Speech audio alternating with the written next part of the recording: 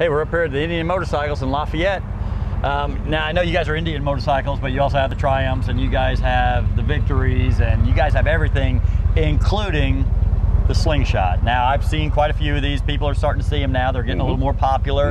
I know I'm going to take this for a test drive or a test ride. You know, the jury's still out on all this. Is it a car? Is it a motorcycle? I think a test flight would be a good way to put it. This is the one thing I know. Everybody I know that has one of these says they love it.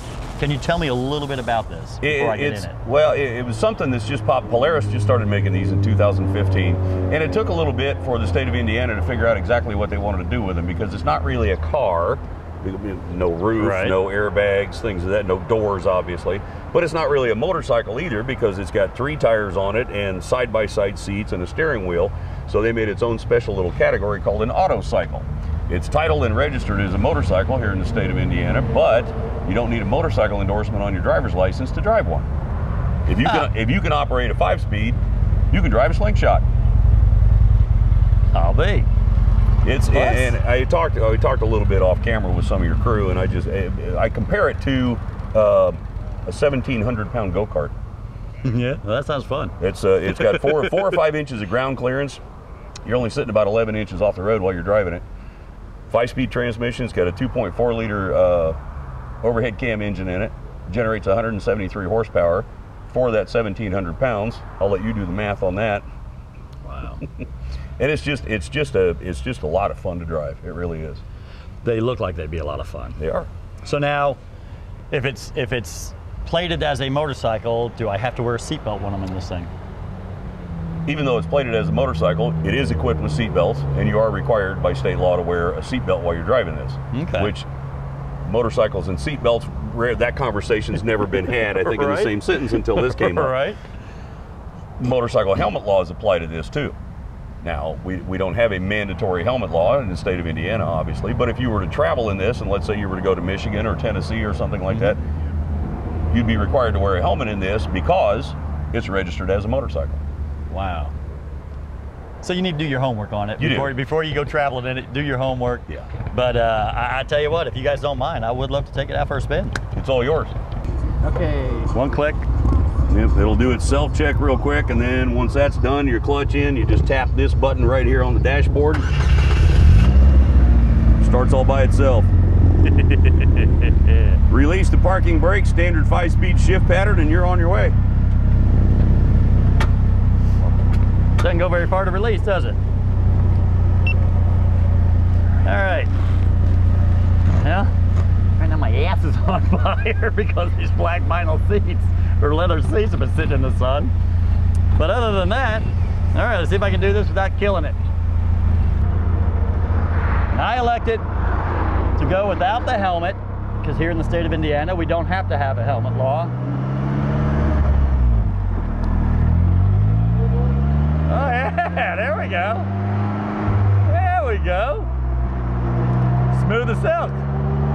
It looks like the speedometer goes up to about 200 miles an hour. I don't know if this will do it or not. I think I'm sitting here and, well, I guess I'm going a little faster than I thought. Got the wind blowing back in my hair, blowing the bangs out of my eyes. This is perfect.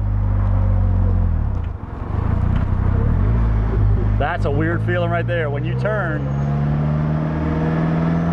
I spent many years driving a forklift. That's what it kind of reminds me of. The way it steers, it reminds me of driving a forklift. That's pretty cool. I gotta tell you, whether it's a car or a motorcycle, either way, it's a lot of fun. It's a whole lot of fun.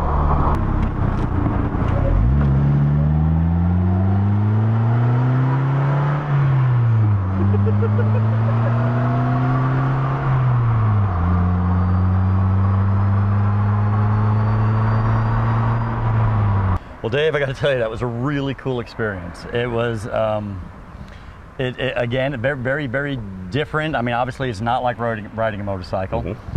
I drove a forklift for about 30 years, so I'm used to back wheels turning.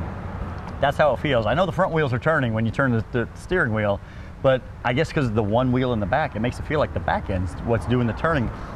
Very strange sensation, but my God, you could go around curves pretty quick. It's like, holy cow, just nice and tight. I made the comment, I feel like I should be at Road Atlanta or something like this. This would be a blast to have down there. The Sport Tune suspension on these things holds the corners really, really well. And I mentioned earlier the 1,700-pound go-kart. Did you kind of get that sense while you were driving it? Oh, most definitely. Most definitely. And it's just a bunch of fun to drive. It's got the automotive powertrain in it, side-by-side seating and everything, and it's a completely different world from two wheels.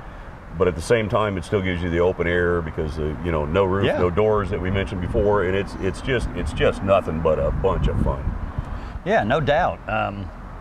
You know, and in a way, this is kind of like this would be kind of like one of the spiders on steroids, or you know what I mean? To some extent. And I know a lot of people like to go with the trikes. You know, a lot of people when they get to the point where two wheels, they don't feel stable.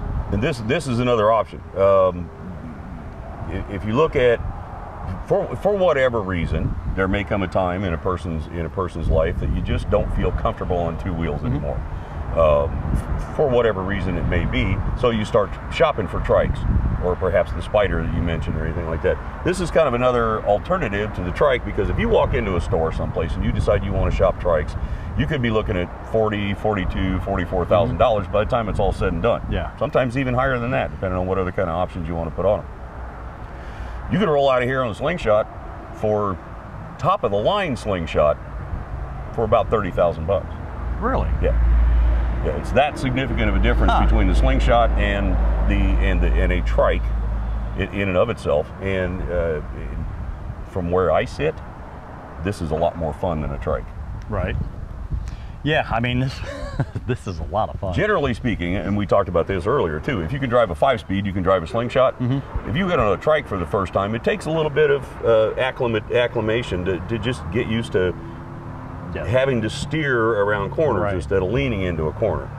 This has the same or similar characteristics to an automobile, with the exception of the open air, no doors, things of that nature. So you kind of get the best of both worlds. You get the stability of three wheels out of it, but you still get the wind in the face. Yeah, no, I loved it. I mean, you know, if you're going to ask my opinion, do you think it's more of a car than a bike? I would probably lean more towards a car, but you are still getting the same thing.